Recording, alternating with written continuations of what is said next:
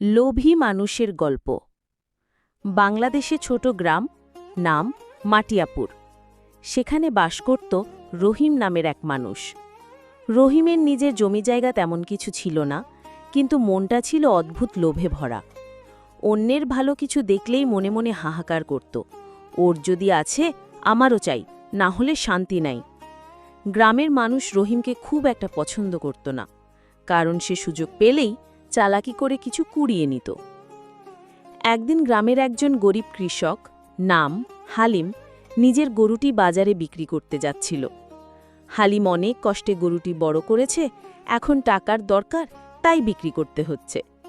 রহিম দেখে ভাবল, গরুটি তো বেশ ভালো, আমি যদি কম দামে নিয়ে ফেলতে পারি মুনাফা হবে।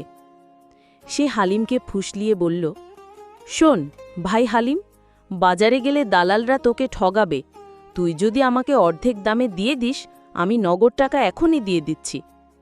হালিম প্রথমে রাজি হচ্ছিল না, কিন্তু রহিম অনেক মিষ্টি কথা বলে তাকে বুঝিয়ে ফেলল। হালিম গরুটি দিয়ে দিল রহিমের কাছে। রহিম খুশিতে উড়ছে, ভাবছে, হা হা, আমি আজ বুদ্ধি করে সস্তায় গরু পেলাম।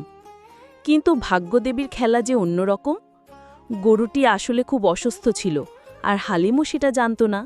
রহিমের হাতে আসার কিছুদিনের মধ্যেই গরুটি মারা গেল। এখন রহিমের চোখে আঁধার। লোকজন গ্রামে হাসাহাসি করতে লাগল, যে লোভ করে তার হাতে কিছুই থাকে না। এরপর রহিম নিজের ভুল বুঝতে পারল। সে গ্রামের লোকদের সামনে বলল, আমি লোভের বশে অন্যায় করেছি, আজ থেকে আর কখনো অন্যের ক্ষতি করে নিজের লাভ খুঁজব না। শিক্ষণীয় কথা, লোভ মানুষের সবচেয়ে বড় শত্রু।